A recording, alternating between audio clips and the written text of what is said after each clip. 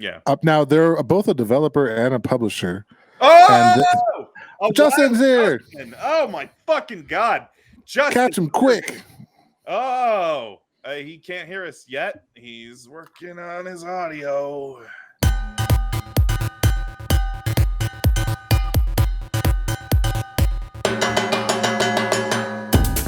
Welcome to the Good Games Podcast. My name is James. I'm Leo.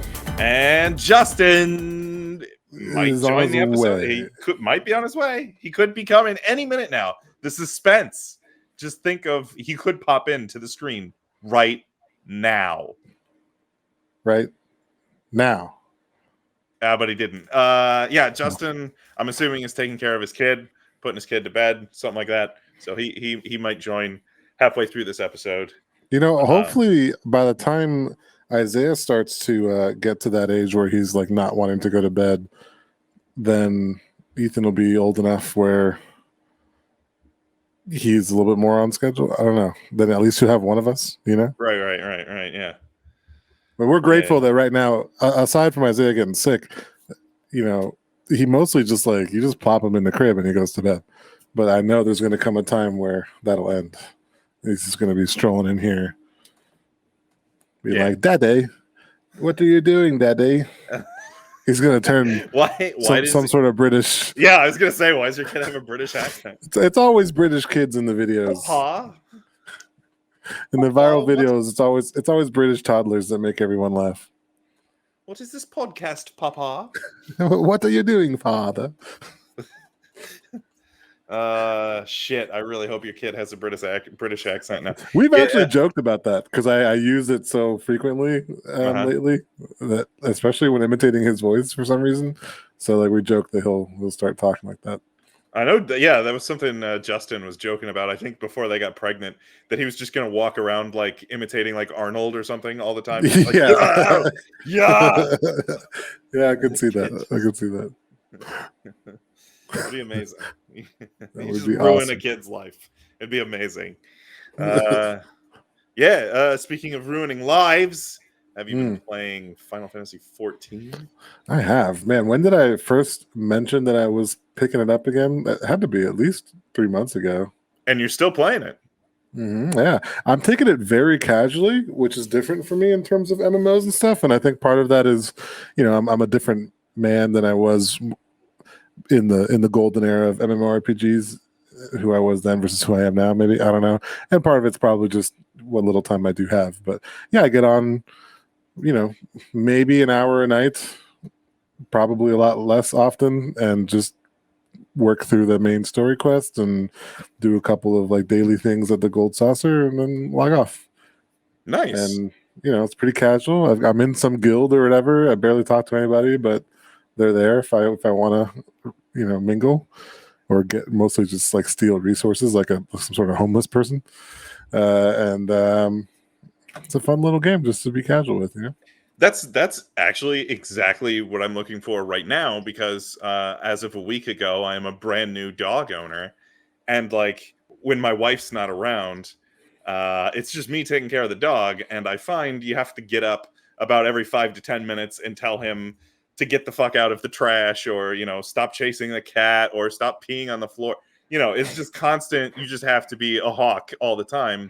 And like a lot of game, like one of our mutual friends, Brian, is very, and you know, I'm also very into fighting games, but he's gotten very into Guilty Gear. And he's like, "Oh, you got to learn Guilty Gear." And I'm like, "Yeah, I just don't have time to learn Guilty Gear right now." Like, yeah. Because like learning a fighting game takes a lot of like uninterrupted time where you can just, you know, practice one thing, repetition, you know, go online, play people. Like I can't do that right now. Like in the middle of a match, I might have to be like, "Oh shit," and run over to the dog. So like I've been playing like a lot of like turn-based RPGs, and just like I've finished Chrono Cross. Games like this, like Final Fantasy XIV, would probably be good for me right now. Just like games that I can just be like, nope, pause, I need to walk away. Yeah, I mean, the only downside is, you know, Final Fantasy is a fully online Yeah, yeah, experience. yeah, So yeah, yeah. pausing is not so True. simple compared to single players. True. Have you played through the Witcher games? Okay. Well, I played through like half of The Witcher 3 and Okay. like Okay. a quarter of The Witcher 2 and none of The Witcher 1. Gotcha. Yeah, I've been in like a console gaming mood, and I kind Ooh, of I booted up The Witcher 3 again interesting because I recently. played all those on PC. Oh yeah. Well, my Yeah, PC sucks. well, now is not a good time to fix that problem. Still Nope. not yet. Maybe eventually. Anyway, bringing this back to Final Fantasy IV, I keep trying to. Yes. Yeah. I don't know. I played it a bit, but I am nowhere near as much as you have. I presume. Actually, I don't even have to presume. I looked at my time, and I Hmm. think I have about like 15 to 20 hours, maybe something like that. Hmm. But I'm still like in what is considered like the main like original story content, which sucks. it's It's just okay.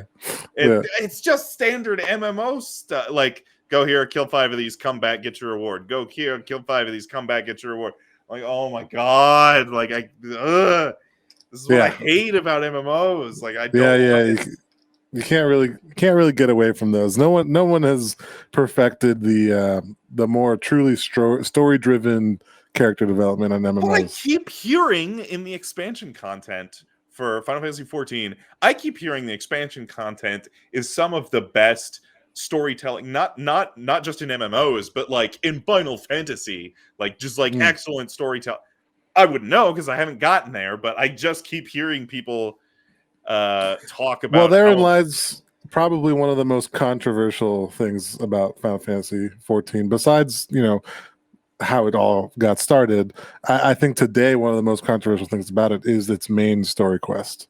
It is yeah, the it only sucks. MMORPG that, well, no. I mean, specifically, it's the fact that you have to follow it sequentially, Yeah, uh, which is unlike most MMORPGs that I've ever seen, where like, you know, uh, and this is probably a little bit more old school thing, but like in MMOs prior, you could kind of like boost your character real fast through the early content, and if you wanted to get to the latter content, you can very quickly get there, and then like the game like really opens up, and that's kind of what people always talk about, the end game.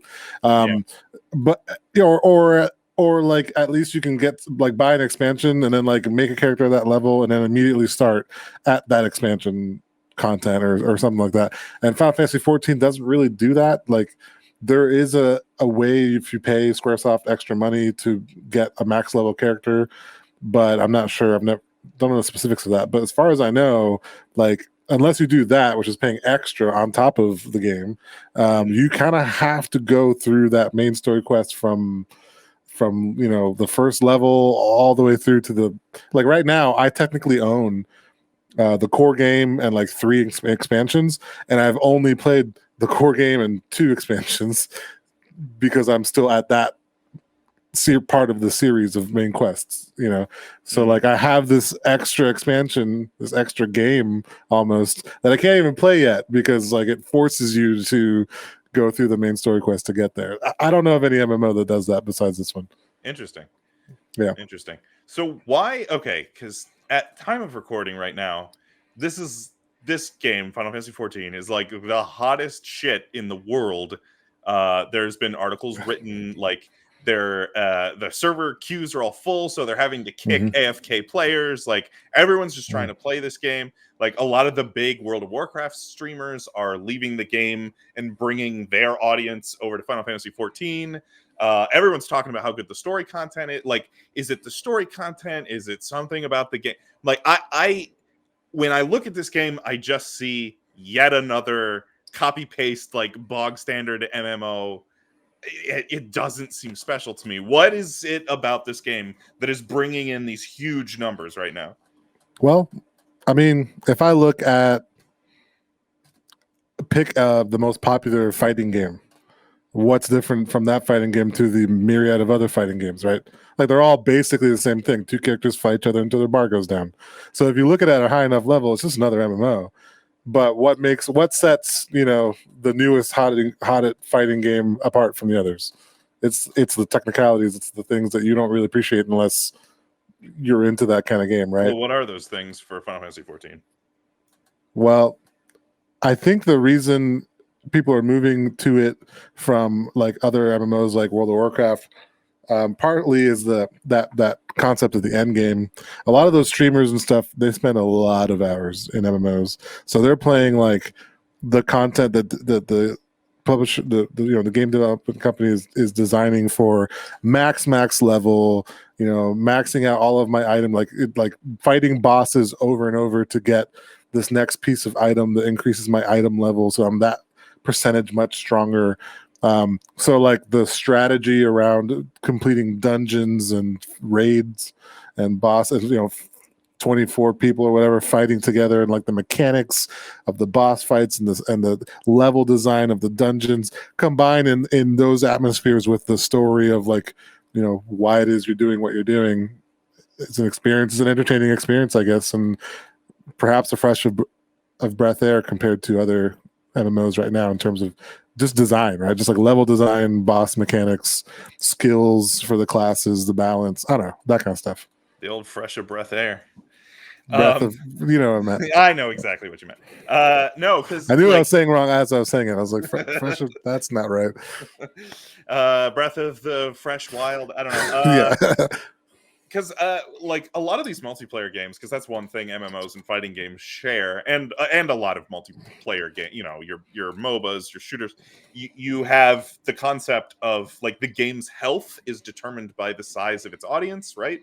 And you want a big diverse audience in your game, and with most games you have your highest numbers when the game releases, and then it just slowly bleeds away over time. Now, when in fighting games, when a new character is added, in MMOs when a new expansion comes out, you get these big spikes. Boosts. You get the big boosts, but it's a graph going down over time.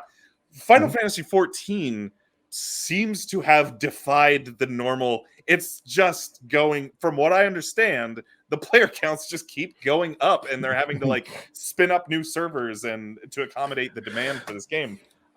Strangely, like me and Matt Wong, who's been featured on this podcast a couple of times, play it pretty regularly. And one of the things that we joke about is that there's a couple different end games in this game, which is also unlike the only MMO that reminds me of a lot is one that we've talked about on this podcast is Star Wars Galaxies. Like Star Wars Galaxies, you had different end games depending on if you're really interested in like being a dancer or being like a trader or like the housing stuff or like PvP or like fighting PvE content or whatever, like the basic things.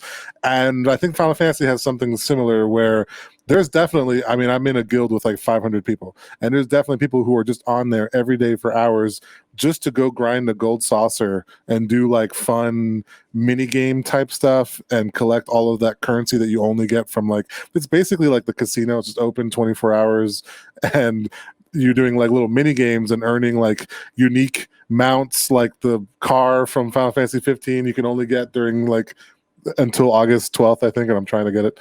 And things like that. And that's like an end game. Like there's definitely people who are just, that's the main thing they're doing.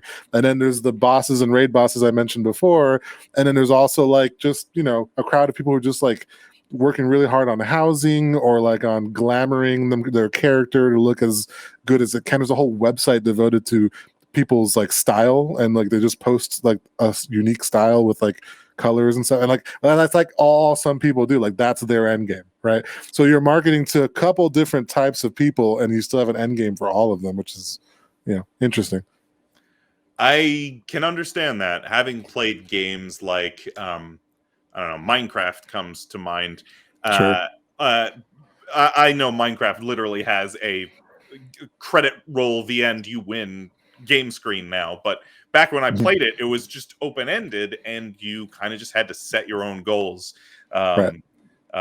Find something you want to do and go do it. So yeah, I think I understand that. But I know that's not your favorite thing too. Yeah, so I mean, think it has to. There has to be other things in the game that draw me. Like Minecraft was just like, oh, you just be like crazy creative and explore and wow, like there was a lot of other things to that game that made it fun, other than just trying to because like my goals would be like, oh, I'm gonna build a replica of Ganondorf's floating castle from Ocarina of Time, and like, oh, that's my goal. Now I got to build it. So yeah, I can understand having like setting your own goals in Final Fantasy XIV and having your own end game. That makes sense. And I mean, one of the things I will say about Final Fantasy XIV is that there is, I mean, I won't deny that there is the classic MMO fetch and kill quests that, you know, plague every MMO. But you get these kind of breaks. It's kind of like a regular Final Fantasy game where you kind of play towards the next cutscene. Like you get these breaks that are filled with like some sort of cutscene of the real story that probably if you were to just take out all the bullshit like of the level grinding and just like watch the cutscenes, like it would be a relatively, you know, entertaining Final Fantasy story. I don't know if it's the best Final Fantasy story ever written, but it's probably better than, you know, most MMO stories out there. But there is a lot of in between, like, you know, from the first cutscene to like the next cutscene 10 levels up, there's just a lot of bullshit. So you said you haven't gotten into the latest expansion stuff then, right? I am on the second to, not the most recent expansion, but the one right before it. Okay, because I'm working my way to them. I think it was a couple of the more recent expansions that everyone was like, oh my god, like, yeah, like, and I was like, really, like a story in an MMO? I don't know. Well, I'll find out because I'm working through that one right now. So yeah, I mean, I enjoy it enough. Like it's as someone who's played many MMOs, it's definitely different. You know, it's not completely flooring me right now, but it is different, and I think probably marginally better than most other MMOs. But also, like, I think I'm just like with MMORPGs, I'm just kind of a traditional sucker. Like, I'm like the perfect candidate for, you know, a consumer, because I just want to immerse myself in a world I already love. Like, that's my main criteria for an MMO that I've really spent a lot of time on. The only three that I've spent like at least a year's worth of paid subscriptions, because, you know, at least are like $15 a month usually, right? The first being Star Wars Galaxies. Hell yeah. The second being Lord of the Rings Online. Nice. Which I played for like 2 years. And the third is Final Fantasy. And so all three of those worlds and universes are things I already enjoy, like before the MMO. So when you play the MMO, it's obviously like I will just be a sucker for like the Easter eggs and like, oh, like I got recently they gave me a veteran reward and I have Squall Leonhardt's clothes. Like my character is literally wearing it. I'll share it with the podcast later. Yeah, please post that in the comments or something. And that's so stupid, but I'm like, awesome. I love it. Hey, that's your end game. I want the Final Fantasy 15 car. What is it, like the royal crappy black car that they drive? Yeah, like you can get that as a mount. I don't remember what it's called. Yeah, I'm into it. You know, like those kinds of little things. Just like it's fine. Like little cactuars. I can play the card game. What I'm drawing about. So that was I realized, okay, I have to play through a certain amount of the game, and then it kind of opens up. And I think once you get access to like the airship port, you can go to the Gold Saucer, which is from Final Fantasy VII. But in the Gold Saucer, one of the mini games they have is Triple Triad from Final Fantasy VIII. And I was like, well, that's my end game. I just want to get to the Gold Saucer and play Triple Triad. And I did. And I'm like... 8 and 9, right? I mean, 9 has Triple Triad too, right? Well, 9 has Tetramaster, which is like... It's close to Triple Triad. I used to think Tetramaster is better, but it's not. I've always loved Triple Triad. Yeah, that's definitely my shit. And it's in the game. Like, I mean, there's still moments like now. And I'm actually getting to the point now that you and I have talked about outside of this recording, where like you can get to the point where you're actually getting to replay, sort of experience the tactics story a little bit. We talked about that in the podcast for tactics. Yeah. Okay. Yeah. Listen to that episode. Yeah. Shout out to a couple of weeks ago. So I'm getting to that point. And so like, there's still opportunities for me to experience, you know, things I already love, but like immerse myself in it a little bit more through this game, which is just perfect. Like it's stupid and cheesy, but I love it. Like that's what I'm all about. Cool. I remember playing Lord of the Rings Online and walking as just like through like no quest line or anything, and in going into the woods and recognizing the 3 like ogres that were turned to stone in The Hobbit, and they're just the developers just put them in the woods somewhere in the game, like exactly where they would be That's badass. if you read the books. And I just like came across it totally on my own, and I was like, oh my god, this is amazing. Like, you know, that I don't know why that just does it for me. One of my biggest problems is that the Ivalice that's in Final Fantasy XIV is nothing like the Ivalice from Final Fantasy Tactics. I mean, at least in the sections of the game that I have played. But yeah.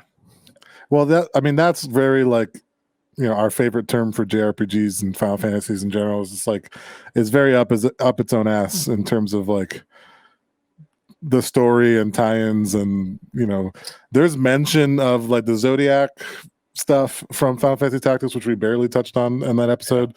Somehow that's like the tie-in to this, and I don't. It's all up its own ass, so I don't really know how to make sense of it. But I got to remember up its own ass because I have a anti-endorsement. Anyway, we'll get there. Sure. Anything else with Final Fantasy XIV? Well, you mentioned, I know that you feel like it's a spin-off, and you felt very strongly about that. Yeah, and I disagree. Whoa! All right. Yeah. What's your okay? Because you're the challenger. Explain, because this is already a game with a number on it. So tell me why it shouldn't be. Okay. First of all, why it shouldn't be. I don't like the identity of these games has always been like an offline single player experience, right? And to have, because you're already seeing it with Final Fantasy XI, like no one is gonna go play Final Fantasy XI, right? If you want to play 11, you're gonna go play 14. Although 11 user base is actually growing, I learned. Really? Yeah. Because nobody can log into 14. I don't know why is 11's user base growing. I have no idea. I did try playing it back in the day, but I never really got into it. But somebody is. Like eventually, we're not there. I think it's already happening. I'm almost certain it's already happened on consoles. The console versions of Final Fantasy XI, I'm almost certain you can no longer log into the game. At some point in the future, maybe pretty soon, Final Fantasy XI is going to be a dead game, and you will not be able to play it. Like that's gonna happen to Final Fantasy XIV. I mean, like maybe you can do what we did with Galaxies and like load up server, like a community will load up a server emulator and have this. I don't know. I just don't. I just don't. It's such a different style of game that I don't think it belongs with the rest of the series. And like, I don't know. 11 and 14 just should have been spin-offs. I mean, if you're just strictly talking about the style of game and whether or not it's available, strictly online or single player, then yeah, it's totally different. Yeah, I get that. But I don't really agree that necessarily means it shouldn't have a number in the series, because the designers themselves decide what kind of game they feel should, like, they never said this is a series only of single player RPGs. They just said this is 1, this is 2, and this is 3. So if they want to make, Final Fantasy 16 an online game, like, I don't know, they just kind of have the ability to do that. I don't really. And to the same thing, I will also say that I don't see why Final Fantasy Mystic Quest shouldn't have been a number. I mean, you can, by that logic, though, you could say like, Final Fantasy 16. Now it's a fighting game. Final Fantasy 17. Well, like, now it's. I mean, does the format? Now it's a shooter. I mean, do you not call Zelda Breath of the Wild Zelda because it's not a top-down action RPG? It's a totally different. No, but it's fans like. Well, first of all, there's not like this hard and fast like these are the. I guess there is. But I mean, there's definitely fans who are like, I like 3D Zeldas, I like 2D Zeldas, I like both. But there are like fans. Is that by design of the developers, or is that just the fan base, dividing themselves based on their preference? I guess I don't get what you mean by design of the developers. Like, are the developers of Final Fantasy saying, Final Fantasy is defined as a single player RPG experience, or can they make a fighting game and say this is Final Fantasy 16 now? This is the future of this game. I submit that they can. We have no control over that. It would be, I agree, it would be totally different than what everything they've made before. But if Squaresoft said, "Hey, Final Fantasy 16 is a fighting game," you'd be like, "All right, cool, here we go." They have the power to do that. It's their IP. Like, you know, I don't know. It would be weird, but I kind of don't see the point of spinoffs, I guess is my point. I don't know. You don't see the point of spinoffs. Well, I mean, I see the point of why you would market it as a spinoff, sure. Mm-hmm. But I don't necessarily think that we have the ability to dictate whether or not something is considered. You're saying it's not our place to question what Square Enix does with Final Fantasy. Yes, that would be my point. Yeah. They have the I'm power. very much questioning what they're doing. Well, sure. I mean, we can question, but at the end of the day, like, they have the ultimate authority on what they consider to be a mainline game or not, I guess is my point. So you're like, all right, this is the developer's intent. It's Final Fantasy 14. Hey, if they say it's a number, and like you said, if Final Fantasy 16 is a fighting game, I can't question it. I mean, I will question it, but at the end of the day, I it is what it is. Like that. Okay, that's Final Fantasy 16. It's totally different, but that's what they decided to make. I don't know. Okay, I mean, I guess my suspicion is that it's all, you know, it has very little more marketing. Oh, it's absolutely all marketing. They're like, this game, like, statistics show, our focus surveys show that the game will sell X number of copies more if it's a numbered series. Right. Like, well, but with that line of thought, you know, what's going to stop them from making the Final Fantasy 16 fighting game, right? I mean, if it's just going to bring more money in, they'll just do it, right? Yeah. I don't know. To me, there is a certain reputation. They might lose some reputation. There is a reputation. There is a quality standard to uphold that at least used to belong to that series. I mean, we started to stumble a little bit after the first, I would say, 10. I would say it started with 10. 10 came out with 10-2, and that's where everything went sideways, right? Okay. 10 was the first one that started to have its own spin-offs or sequels at the very least. Right. Yeah, no, you're right. There used to be a like quality standard, like, hey, you know, these mainline ones, and you kind of knew what those games were, and I don't know. There are certain games in the series that I would like to just take an eraser to. Like, no. Square Enix should just take the kind of the Microsoft model, and then just every other game is like an official game, but the ones in between are just like, you know, like, here's like a experiment. You know?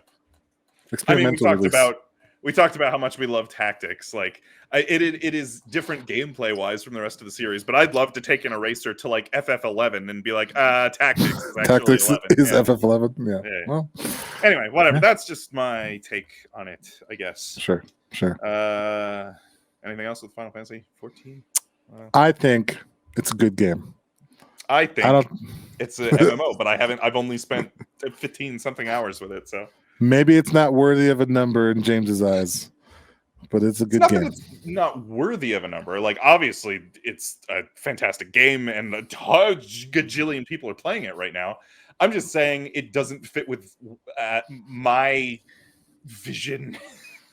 My vision of like what I see. Your vision for their vision. Yeah, my vision for their vision of what the rest of the series is. Yeah, exactly. Yeah. I would love it if this game was hire James. Yeah. If this game was just called Final Fantasy Online, I'd be like, all right, cool. Like, if I want to play Final Fantasy Online, I will. I don't know. That's true. Yeah, that's fair. Yeah. So, what is your take on whether or not Final Fantasies 11 and 14 should be numbered series? Email us at goodgamescast@gmail.com. While you're at it, what's your take on Final Fantasy 13? Should that be erased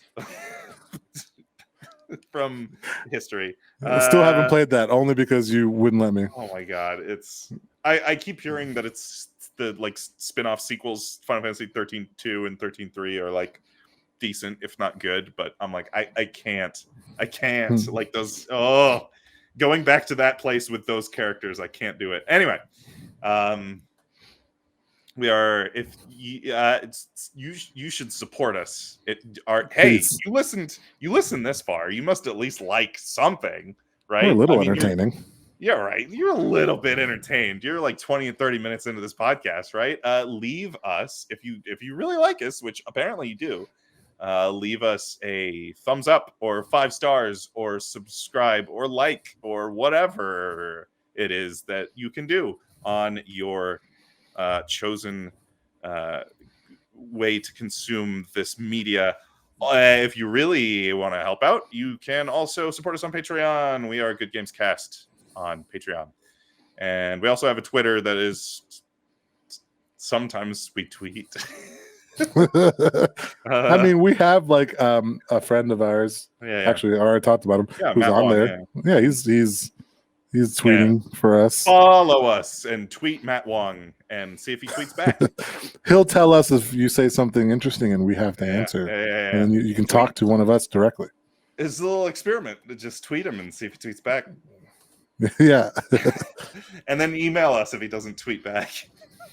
Yeah. All right. Justin, what's your favorite thing about Final Fantasy XIV? Do you like it? Do you hate it? What do you think? It's okay. I mean, being a World of Warcraft guy, I'm editing this in after the fact. Yeah, James is gonna be doing lots of editing. Yeah, this one's gonna be a Tarantino job. Just gonna be throwing it in there. Okay.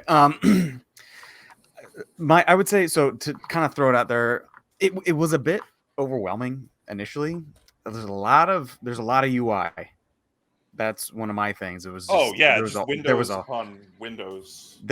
Tiny icons, big icons, and there's a lot of things with like the professions, the jobs, so I mean, I was trying my best to try to understand it all, and my biggest complaint I would say of the game is the UI. The UI just gets a little confusing. Me being me, I went with like I forget what the class was called. It's essentially the mage class, like the magic. Thaumaturge. Yes.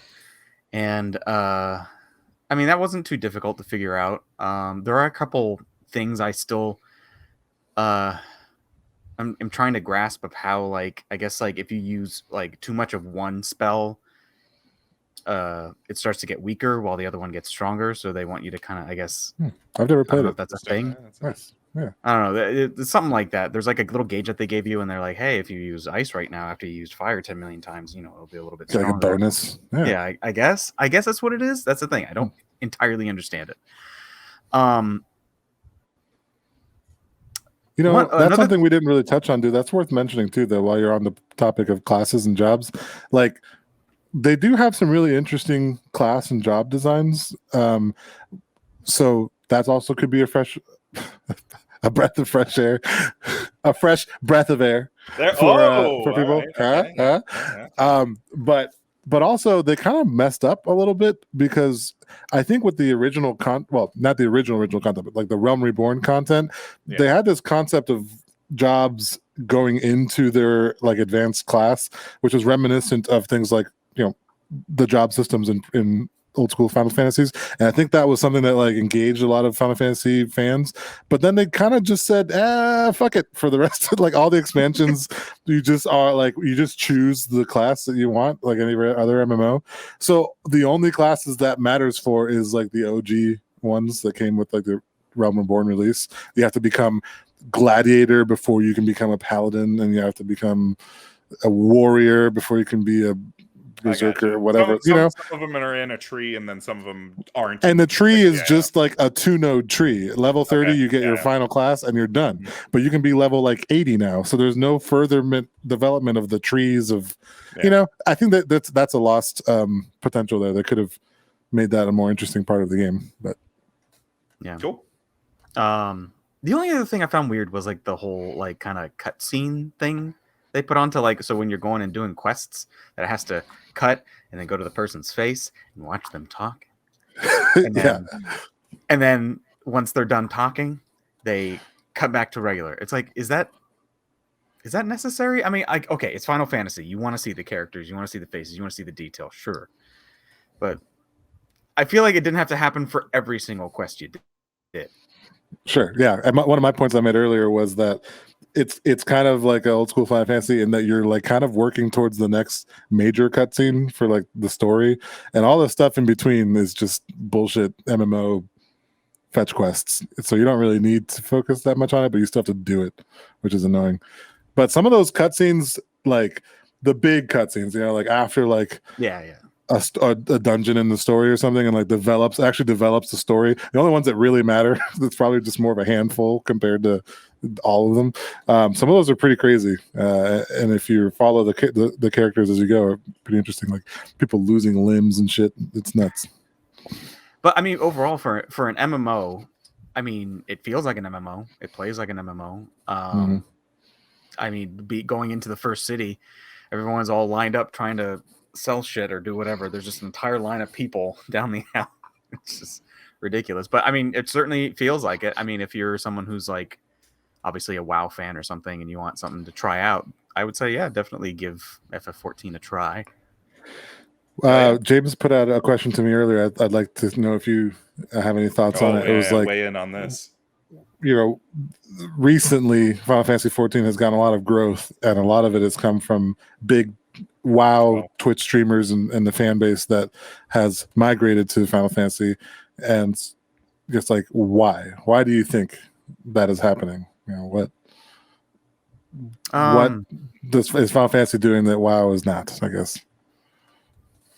Well, for one, probably not being creeps. Just gonna throw that out there. Oh, I forgot about the whole Blizzard thing. Yeah. Is it just Blizzard's messing up? Really? Do you think that's just like part of that? I think it's partly that. I think it's partly people are getting pissed off with the subscription thing. So what people are one complaint I heard was that Blizzard now has been coming out with a new WoW expansion at least every 1 to 2 years.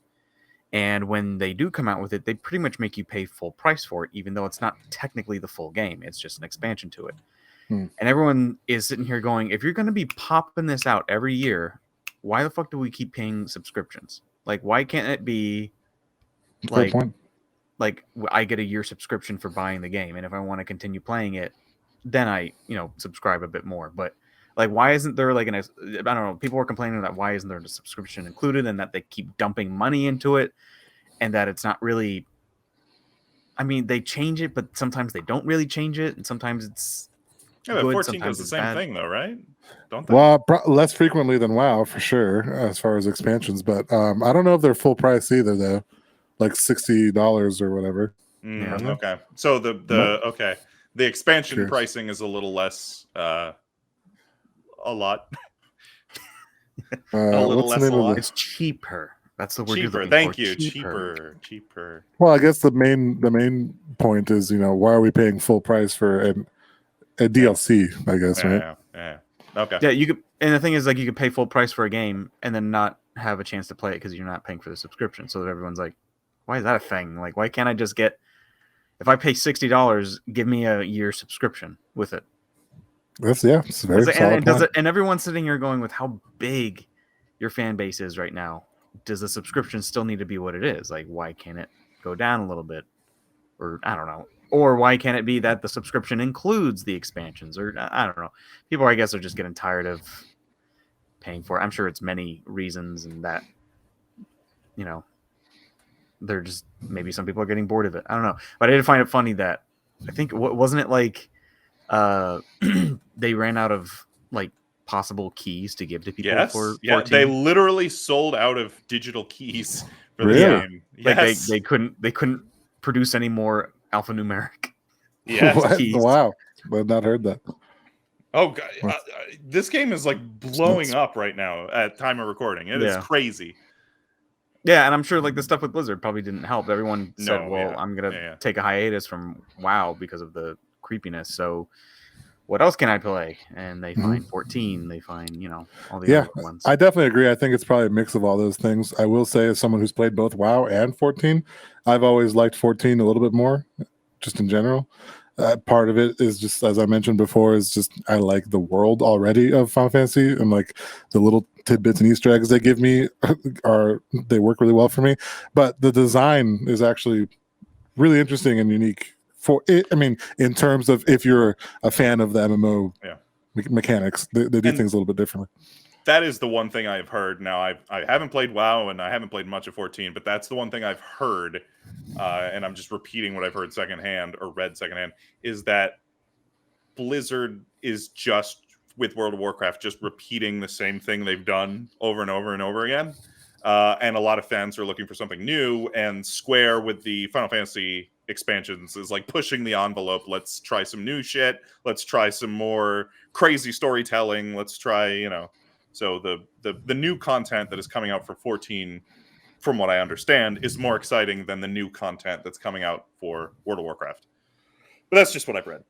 But also, Square Enix, like, get into our age with like your website, the freaking website to buy the game. Oh, it sucks ass. Oh my It's God. terrible. It's been the same. That website's been the same since the initial launch before Realm Reborn. Fuck that Like, it website. is I forgot about terrible. That website. No, it's so terrible bad. website.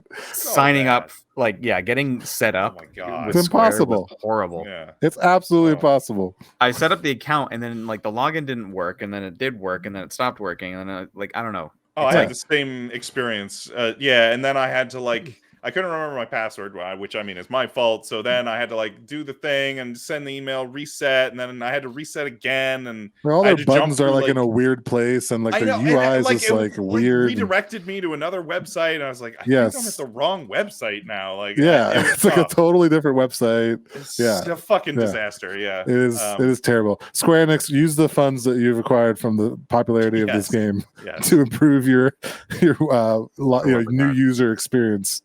Yeah. Cut this in before the what do you call that section? Like your endorsement, I don't know, or not endorsement, because that's not really. I don't know. Support this cast section. Support section. Yeah, there you go. Yeah. So one thing I do want to say is the music in FF14 is really, really good. It's solid. Mm-hmm. I mean, some of it is also taken from previous composers and stuff. So you'll hear like your favorite classic OSTs, or at least remixes or something, but like the stuff written for 14 is also phenomenal. Like, I mean, I would say FF8 is probably my favorite game for music, and 14 is it's getting up there to where it could be number 2 for me. Yeah, nice, cool. Mm-hmm. All right, I'll do some editing on that, I guess.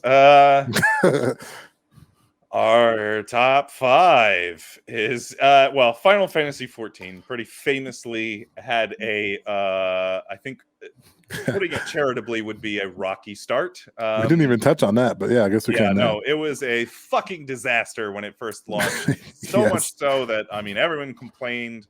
Everyone kind of quit the game immediately after, and to Square Enix's credit, they were like, "Hey, you know what? We're gonna fix this. We're taking the game down. You can play it for the next whatever, and then we're taking it down and we're gonna work on it." And they actually worked it into the story, right? There was a giant meteor that was coming for the world, and then it destroyed the world, and then it was oh, now Final Fantasy XIV is called A Realm Reborn. So the failure, the critical and commercial failure of this game is now canon in the game.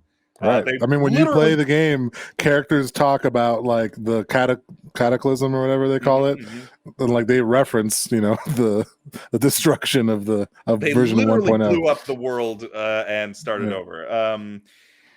So our tie-in today is our top 5 disastrous launches. So this is going to be a collaborative list, I think. Oh yeah. What you got? And I mean, I'll just start with the one we just mentioned. I can't think of a more disastrous start than Final Fantasy XIV.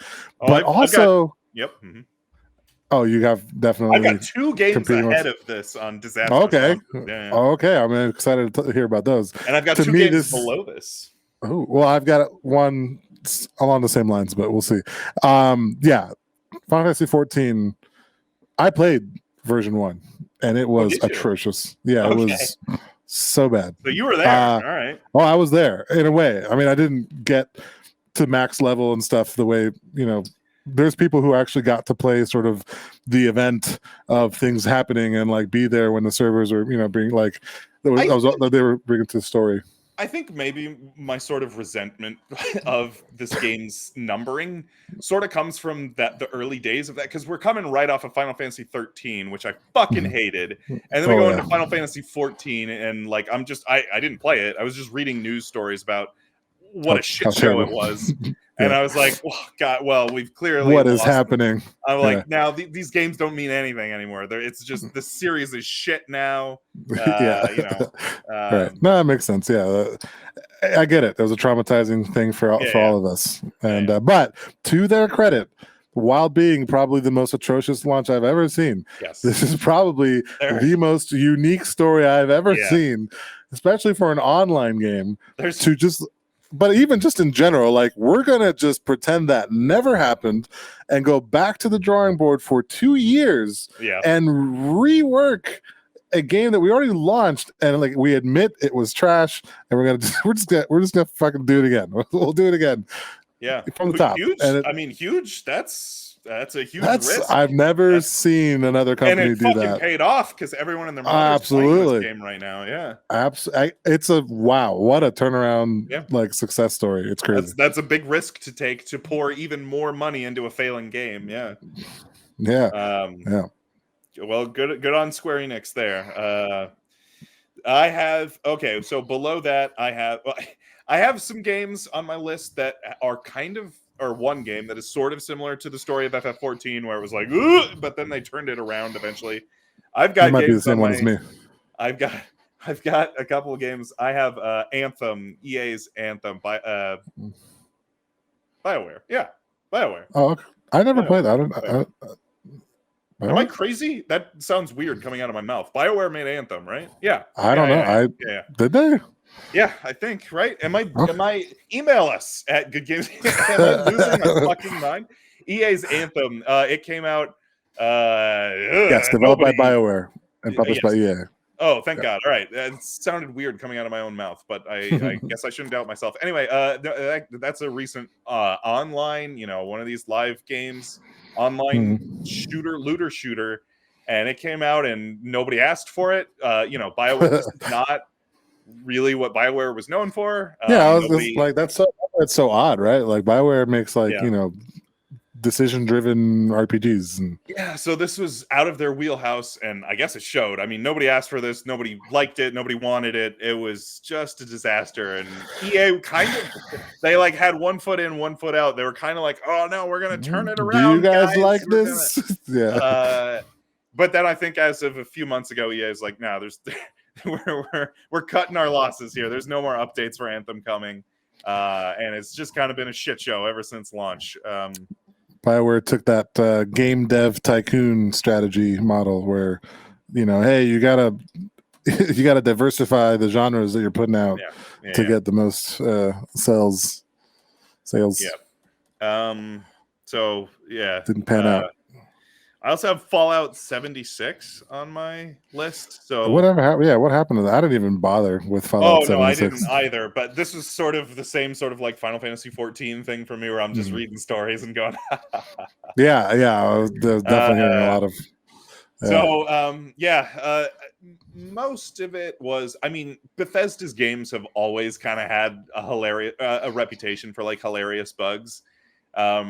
But there were just a lot of bugs in this game, a lot of which were not hilarious. Like there was a lot of things that were just fundamentally broken at launch. Like there's a lot of like griefing, and like a lot of there was like glitches where you could, I don't know, it was super, super buggy, and the content was like super sparse. It was just a very not a lot of things to do in this game. You can play it for a couple hours and that's it. There was no NPCs. There was no. This is like, I think this is another one where like people expected Fallout, and what they got was like not Fallout, because it like there wasn't really a story, there wasn't like decisions to make, there wasn't. It was that's like 80% of Fallout. If you don't have that, what are you doing? It was just kind of, from what I understand. Again, I did not play this game. You could just kind of wander around in the wasteland and be an asshole. That's what the game was. The other half of like, I mean, there was obviously the critical and commercial failure of the game, but there was also like hilariously, they were like promoting like, oh, if you pre-order, they had all these influencers, if you pre-order Fallout, you can get this cool like Fallout bag like mine, and like this cool Fallout power armor, and like the bags they sent out were like these super shitty Like, it was not at all what the influences had. It's like a fanny pack with the Fallout logo on it. I don't know what the ultimate end result of that. I don't know if there's a class action lawsuit for false advertising or so. I don't know. It was just a shit show. I want to say the power armor helmets they had were somehow toxic or so. Maybe I'm confusing things, but people getting lead poisoning from the helmet. It was just an absolute shit show. Whatever could go wrong with that launch did go wrong. That was Fallout 76. I think Bethesda is both a developer and a publisher, and Fallout 76 they developed and they published. But like for something like Elder Scrolls Online, which has been received a lot better than Fallout 76, it was developed by another studio and then only published by Bethesda Softworks. So maybe just take that approach with all their IPs. You know? Yeah. I would also like to throw in Cyberpunk 2077. That I think that has got to be the most disastrous launch. I think that's close. Was it? I mean, the funny thing is like I find it half disastrous, half funny in that the fact that it was just so glitchy, it was just actually kind of fun to play it. I mean, it was so buggy. Let it but be like, shitty. for people on like shittier PCs or like last gen console, it was unplayable. It was so buggy. PS4, it was all that. It would just fucking crash. Like you couldn't play the game. And that might be, I'm a little biased because I did play it on PS5, so I didn't have as bad of an experience. But also, like, FF14, I think, takes the cake for me because, like, it was like a complete launch for FF14. Like, they're like, here's our game! Woo! And it was garbage. But then 2077 felt a little bit more like, we're not really ready, but we can't hold you off any further, so here's our game. And so it felt like they already knew it wasn't great. You know what I'm saying? I mean, Sony literally delisted it from the PlayStation Store. You couldn't. Oh no, it was terrible. Don't get me wrong. It's a terrible launch. No, I know, but I'm just saying, like the attitude going into the launch, or like the circumstances around why they launched. You're saying Square was like, we think we got something, and it was like, oops, we don't. But like, CD Projekt Red was like, here we go. Yeah, like, I think if it was CD, here's a half big cake. Right. If it was their choice, they would not have released it. I'm pretty sure. I mean, you can't really say that it's obvious that they kept delaying it and they could no longer delay it. So their hand was forced. Yeah. So that's the only reason I give the number one spot in my mind to 14. But I mean, honestly, it's a toss up. They're both, I agree, the worst launches, I think, in video game history. You know. The only other thing I have is comparable, and I think we could get into the weeds on debating like the different circumstances here, but No Man's Sky, I think was like No Man's Sky has got to be on that. Unmitigated disaster. Yes. That was my last game on my list. Is the False Promises was mostly what that was. Now the difference is it's not a technical failure. Yeah, it's not a technical failure, but a small indie team like that doesn't have a marketing department, so just everyone was just believing whatever that guy said, and a lot of it was bullshit. But when you take that much in terms of like, you know, pre-orders and excitement for the game and you know, sales, even everyone's expectations were up here, and the reality of what the game was way down here. So there's this huge gap. Total failure in terms of that. But that one is interesting because there's definitely, I think, a case can be made for it being called technical failures, but I mean, I think more so it's like a marketing and design failure. That was a marketing failure as opposed to like technical failures. But marketing failure, probably one of the worst I've ever seen. Marketing failure was a fucking disaster. But they did have a good comeback. You gotta give they have been coming back. Just like FF14, I keep hearing that like No Man's Sky is actually kind of good. It is kind of good now. I've heard that too. I bought it for the first time last year. How is it? Is it? I didn't play it really. I played like the little bit of it, and then I was like, I'm just gonna play Elite. It's kind of the same thing. All right, All right. But I've heard it's good. I mean, that's what I had on my list. That was the main three I had. But here, you know, I'm noticing a pattern though. Maybe we're making a case here that launching atrociously, you know, failing at launch doesn't necessarily mean the end of your game, right? And I think, well, for Anthem, it definitely did. Yeah.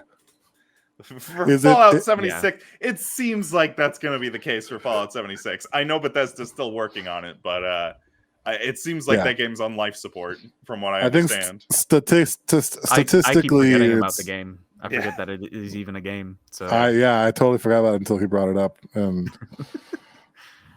yeah, Well, there you go. I yeah, think I the mean, launch of that game kind of doomed it. yeah. I think it's a more statistical anomaly that you are a game that fails that bad and comes back, but Yes. maybe it's a risk someone out there is willing to take. Few and far between are the cases of No Man's Sky and Final Fantasy XIV. I think, yeah. Right. I mean, I'm trying to think like because these are very modern games, like games that actually didn't come out all that long ago. I'm trying to think back to like anything in the past. Like That's a good point. anything before like these like live service games, it's They didn't not have like launches before, right? you can't patch your game. You don't have like Right. it wasn't you didn't have a disastrous launch. You just had a shitty game. Like Yeah, Yeah. like when I'm thinking of a recent game that has been remastered and to have less bullshit in it and give you an Skyward option to Sword. play a certain this motherfucker right here. Mhm. Skyward Sword was like not really well accepted for its motion controls. Everyone just did not like motion controls. But then again, everyone kind of that was more of like they half liked the game, half liked the controls. So I mean, honorable mention, I guess. But just thinking back, like I mean, I can't really think of a game that. I mean, I'm sure there's games that were just complete garbage that came out by shitty producers, but that's not even. But it's an interesting point, yeah, because like launches, quote unquote, is something of a more recent, more modern thing. A launch whole, implies that you have a service that you're going to update.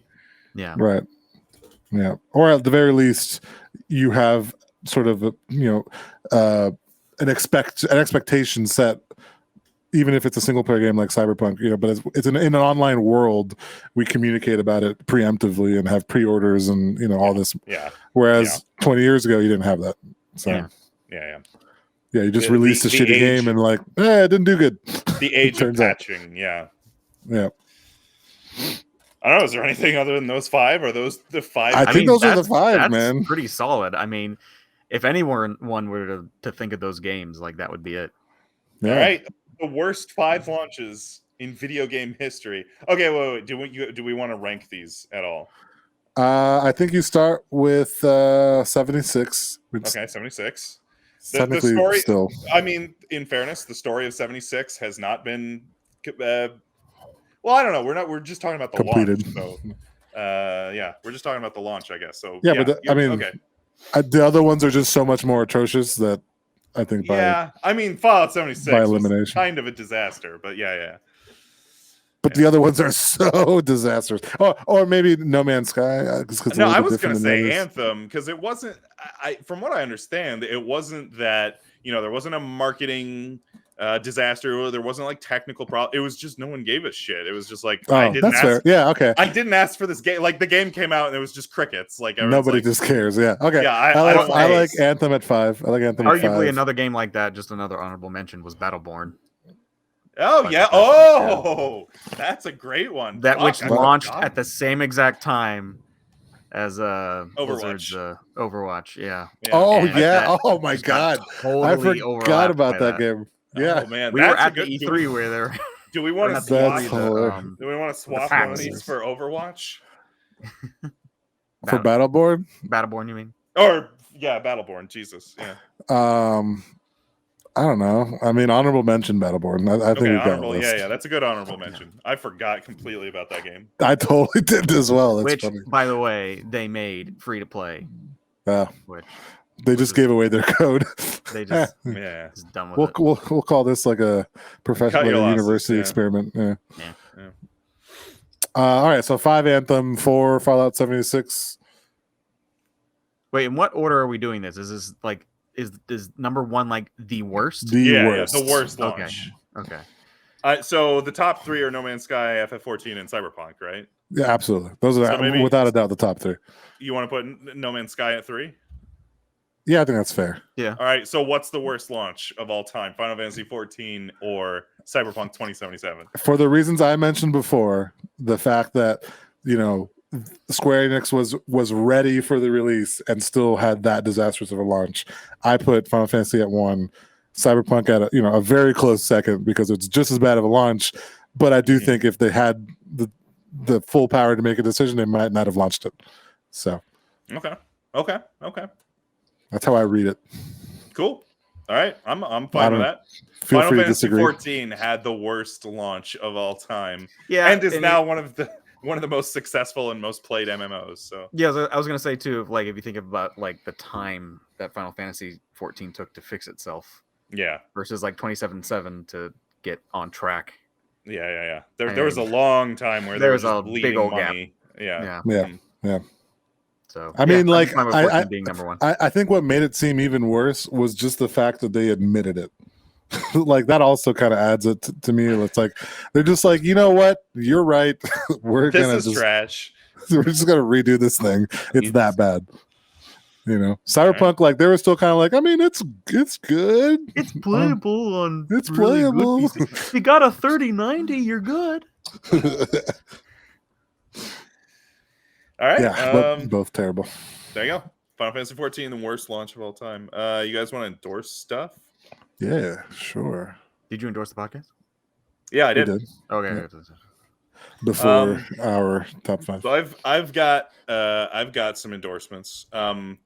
2 of which are sort of related to Final Fantasy, one of which is not. So first, I'm going to anti-endorse something I endorsed previously. I endorsed on a previous episode of this podcast playing Chrono Cross.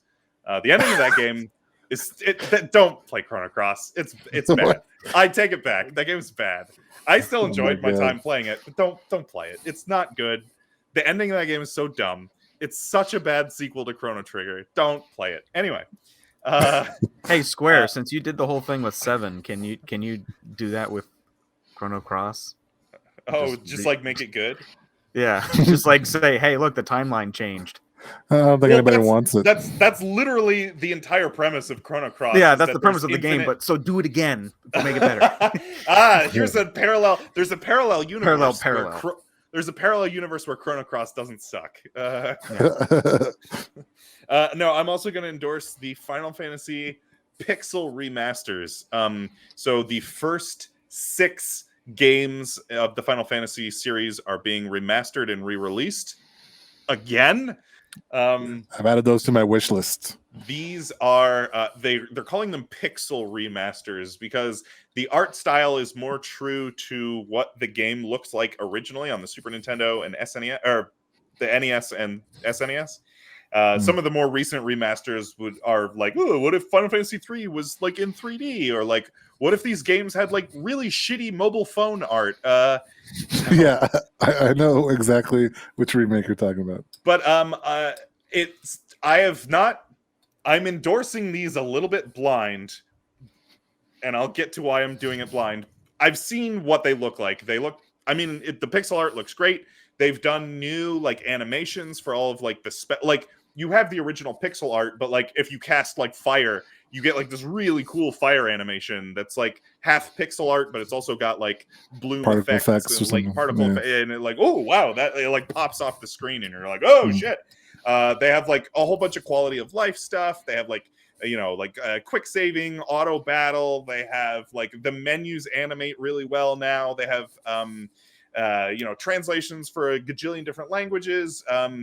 Just like a bunch of the big selling point to me, though, with these pixel remasters is that Uematsu has gone back and remastered the soundtrack. So I think I'm not 100% on this, but I think you have an option to listen to the original chiptunes, or you can listen to Uematsu's remasters. And I've heard the remasters, and they're fucking great.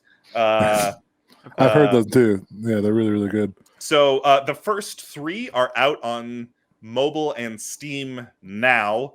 In the coming next 2 months, 4, 5, and 6 will be releasing, and I'm very excited specifically for 5 because that is my favorite Super Nintendo Final Fantasy. I'd like to finally play through 5 and 6 because I've heard good things about both of those. Everyone loves 6 and just sucks that game's dick, and I think it's the most overrated game. I don't get why people like 6. I don't get it. I will say that the soundtrack to 6 is fucking stellar. But I don't get why people like that game. 5 is just the best Super Nintendo game. My final endorsement, and this has nothing at all to do with Final Fantasy. So like 10 years ago, I got like really burned out on like everything was zombies. You had like zombie games, zombie movies, just fucking zombies. More recently, it's been like superheroes. Like, oh, he's superheroes. Get your Marvel and spin off and lots of Marvel and here's some DC, but it's shitty. I'm sitting here before you and I'm going to endorse a superhero movie, and it's a DC movie, no less. I'm going to endorse The Suicide Squad. A couple things. I didn't even realize that there are 2 movies with Suicide Squad in them. I didn't even realize that this movie was coming out. I was completely to be honest, oblivious. it kind of just kind of surprised me. There was a movie in 2016 called Suicide Squad. There's a movie this year that just came out called The Suicide Squad. Here's the thing, though. It doesn't matter if you saw the first one or not. It doesn't really have anything to do with the first movie. There's like a couple of returning characters. It's kind of a reboot from what I understand, right? Yes. Doesn't fucking matter. Don't worry about it. You don't even have to know who the characters are. You can just go into this movie. Just you don't need to know anything. Just watch the movie. It's directed by James Gunn, who did the Guardians of the Galaxy movies. So it's very much stylistically similar to Guardians of the Galaxy. But my favorite, the entire premise, because I went into this movie totally blind. I'm so burned out on superheroes. I didn't give a shit. I don't know the characters. I don't care to know the characters. I went into this totally blind. The premise of the movie is there's like tiers of superheroes, right? You have your Superman and your Batman and your Captain America and your Iron Man, who they're the Hulk, and they're the best ones. The Suicide Squad is like the shit tier of villains, right? These are all just the shittiest villains that no one cares about. And the premise is they're called the Suicide Squad because they go on missions where they're just expendable, shitty superhero villains that are all gonna die. And that's the premise of the movie, is that you have just shit tier heroes who are actually villains, and they go on a mission and they're gonna die. And that's it. That's the movie. That's all you need to know. I heard it was I've heard it's good. Actually. Yeah, I've heard it's good from Matt Wong as well. Do not watch the original one. It's maybe with riff tracks. It's worth it. Okay, yeah. It's terrible. It's so bad. No, the remake's good, especially if you like the style of the Guardians of the Galaxy movies. Which that's how it should have been. Is like it needs to be kind of like a goofy-ish kind of. Yeah, it's nice. Shit's crazy kind of movie. They tried to do that with the first one, and they didn't. I feel like part of the problem. I feel like DC's gonna have like this whole comeback going. Yeah. Because before it was like Marvel, and they were like, well, we got to launch movies. Like we got to have movie. We got to get in there. We got to. And they kept launching shitty movies, and now it's like now that Marvel's finally calmed its tits. Yeah. Like DC's like, all right, let's take our time. Let's be DC. I like DC. Like in terms of comics, I like DC more than Marvel because they're usually grittier and darker, and I don't know. There's something about that I enjoy, but Suicide Squad should be goofy, should be lighthearted. Yes. And I think the problem with the original was that like they didn't start it that way. They went in a more like gritty route. And then I think they like got rid of the director and then like told the next guy to redo it, do it like Guardians. But they just kind of re-edited it and it was just trash, like and terrible. If you're not sold on this yet, some of the shit tier villains you have Polka Dot Man, you have King Shark. These are exactly what they sound like, by the way. And you also have the Weasel. He's just a weasel. That's it. He's like a human weasel. That's it. Is Deathstroke really still in it? Deathstroke? No, he wasn't in the Suicide Squad. No. Damn. Sorry. I like Deathstroke. It's the DC Deadpool. Gotcha. Not as funny, but you know. Anyway, Will Smith in the first movie. Pixel remasters, don't play Chrono Cross, don't watch Suicide Squad, watch The Suicide Squad. I'm going to have to watch it. My endorsement is going to be something that's already been out for a couple of months, and I've just been on my list to endorse, and I haven't gotten to it yet.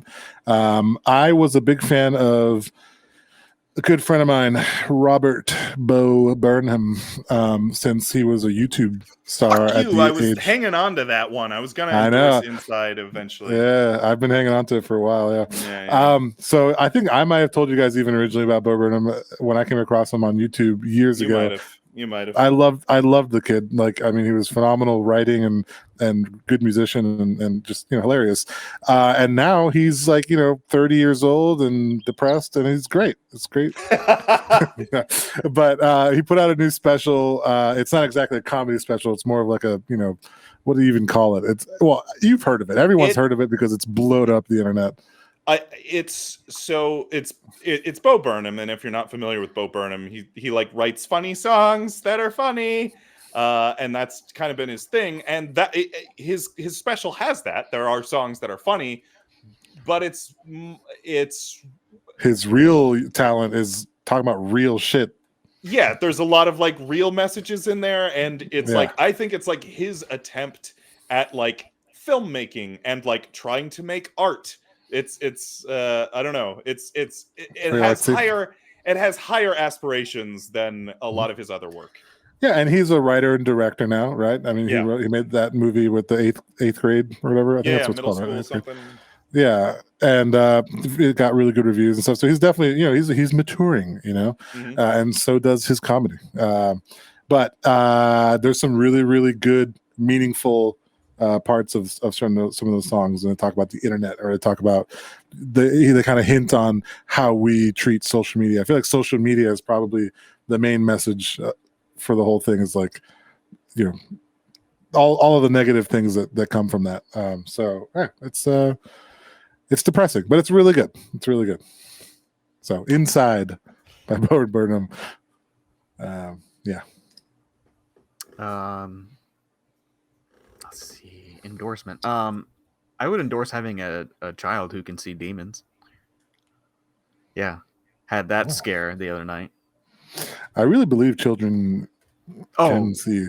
Yeah, so our kid's things we been falling can't. into bed with us the past couple nights, like a little bit of a sleep regression thing going on. And he was sleeping in the bed, and then all of a sudden he woke up like screaming, like terrified screaming. And did we just Hey, lose buddy, Leo? it's just you and me now. Leo got taken by the demons. Oh. But no, he was screaming, and it was just the scariest thing. So we woke up and we're like trying to figure out. We thought maybe we rolled on him, maybe we hurt his arm or something. No, he was just freaking out, and he's shaking and he's shaking and he's shaking. And then he starts looking around and he goes, "Put it back, put it back." So that was a fun, scary time. What the fuck? Yeah, he definitely saw a demon the other night. And the demon told him to put it back? No, I think he wanted the demon to go back from whence it came. Oh, like put it back, like take it away. Oh. Gotcha. Okay. Yeah. Leo said yeah, BRB. that's terrifying. Yeah.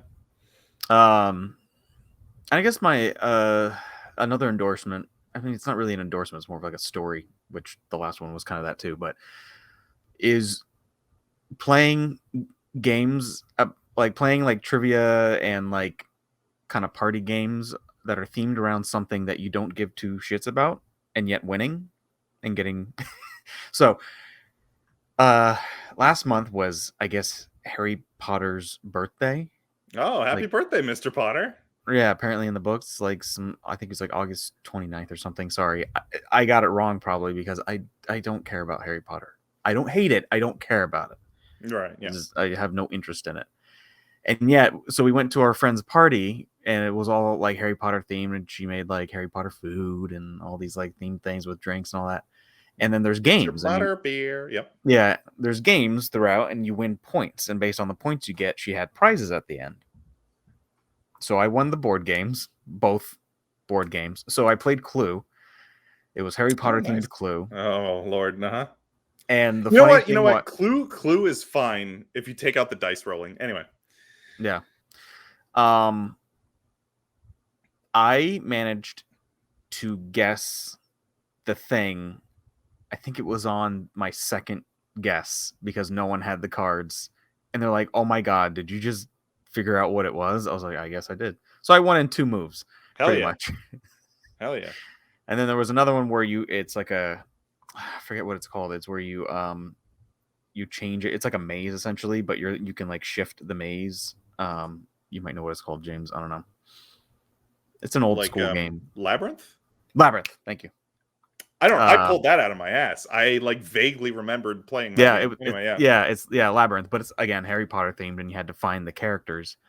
Won that one. She made a pool in the backyard that had like black water in it, which was supposed to be from Goblet of Fire, I guess. And they threw a bunch of like characters with magnets on me, and I fished the magnets out. I got a couple of those, so I kind of killed it for that. Hell yeah. So yeah. So wait, we went from kids seeing demons to Harry Potter parties. Harry Potter. Harry Potter. Oh yeah, Ethan saw a demon and was freaking out and kept telling us to put it back. And that's literally what happened. So have you guys ever heard like the theory that like kids are more so like because they're innocent that they can see beyond? No. So like when you're born, kids are terrible. The theory is that when you're born, that the one thing that scientists can never seem to prove or disprove is the concept of a spirit that is attached to your physical form, right? And so there's like this pool of spirits like out there, and then like when you're born, like the next spirit in line that's supposed to be like a part of the world gets attached to that physical form. But then like most because Final Fantasy thing I've ever heard. Yeah, I know it's totally up its own ass. But like the fact is that that spirit was more recently brought to the physical form, so it's like still has some lingering effects of more recently being a part of the spiritual world. So babies and kids, as they are still young, can still kind of see things from that other world until they get old enough that they're just bullshit adults like us. Right. But like that's why when they're young, you always see these babies that are like looking in the corner and like, I see grandma. It's like because they still have that lingering. They're still in like a respawn period. Okay, right? Right. Or really like more like they're in a cooldown. When you do respawn and you're fading into the game as you after they got that respawn, respawn invincibility. Right, so the 3 seconds of invincibility, so they can see the spiritual realm. I know. I kind of believe it. I think it's legit. What you just talking about spirits and Final Fantasy? I have one final sort of endorsement. I saw Final Fantasy Spirits Within, the movie that famously bankrupted SquareSoft, or almost bankrupted SquareSoft. It's not terrible. Really? Yeah, it's really not terrible. It's not good. It is not good, but it's not bad. It's just fine.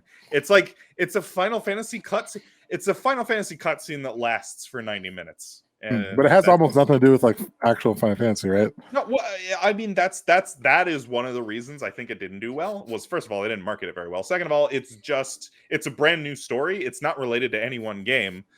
It's just it's Final Fantasy, but it doesn't have anything to do with any of the games. I think that it would have done a lot better if there was a tie-in game. Like, oh, you can now play the game that the movie was. I mean, I don't know. I would have settled for like a Crystal or like an up its ass story. Like I didn't really get that vibe. Up its own ass. And going up its own ass? I don't remember. Yeah. Well, I remember it going up its ass. Yeah, I don't remember that going up its ass. Final Fantasy always goes up its own ass. Yeah. Well, then okay, then that's fair. That's a Final Fantasy. Yeah, that's part of the formula to me. By the way, I endorse doing this. If you've never seen Spirits Within, like me, and you've played a decent number of Final Fantasy games, make a drinking game, make a fucking bingo, make a bingo board of just Final Fantasy tropes, because that movie hits all of them. It's amazing. It is amazing. Oh god, yeah. Anyway, I have to give that another watch. I haven't seen it since like 2001. Again, not good, but not as bad as I thought it was going to be. I watch like not good but not bad movies all the time. That's one of my favorite pastimes. Nice. All right. Anything else? I think that's it. I gotta go because Taryn has gotten the Isaiah sickness, so she needs help. Oh boy. All right. No. Well, go take care of your family. That is our show, and our next episode is probably going to be what? League of Legends? Oh man, I am down to play some League of Legends. All right. Next time, League of Legends. We'll see you then. For the Good Game Podcast. What's this? What are we doing? For What the is Good this Games called? What are we doing? Podcast. For the Good Games Podcast. Breath of fresh of Fresh breath air. breath air. Fresh my name's 14. James.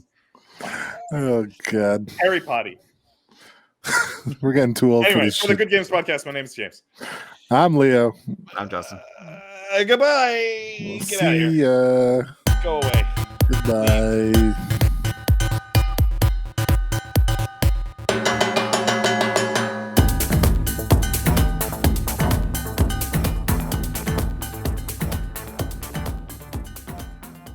Go on a mission and they're gonna die, and that's it. That's the movie. That's all you need to know. And That was the most perfect pause that we got on the stream. Oh, did I cut out again? Just Yeah. shit. I don't know why my internet's being choppy, but anyway, just Wait, shit. are you hosting? Yeah, Probably, probably. yeah, I don't know. he's- Yeah, I'm might Yeah. be. I don't know. I'm probably hosting. Anyway, No. the Suicide Squad. Yeah, It's Justin looks delicious. great. Justin, you look great. Yeah. Thanks. I've been Moisturizing. no. I heard it. Yeah,